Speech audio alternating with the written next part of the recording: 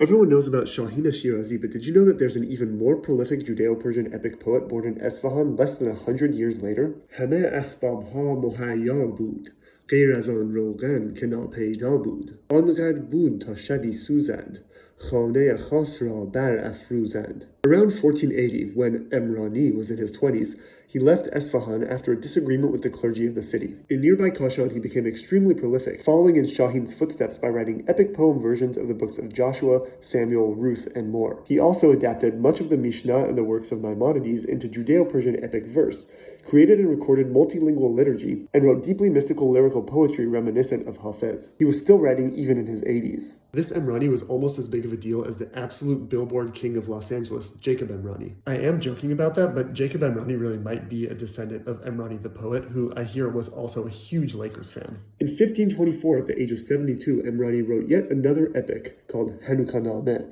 which depicts the battles of the Maccabees against Antiochus. Haq ta'ala bekur doshman, tabe hashbruz kard on roshan. Sham ta sobh sob ta sham, bud roshan cheragha madam. Sure, the Persian Jews didn't eat latkes or spin dreidels, but we copied copies of Emrāni's Hanukkah so diligently that hundreds of years later, in 1916 or 17, Nehorai ben Baruch, a Kashani Jew who had a printing press in Tehran, published a printed version of Hanukkah for the Jewish community, based on handwritten manuscripts that surely went back to the time of Emrāni. Even today, many Persian Jews have these manuscripts unknowingly tucked away in their closets and attics. An ajayeb kedid Israel, hame heyran shode be qudrat el. همه دل با خداوند بستند از دل و جان به دوست پیوستند.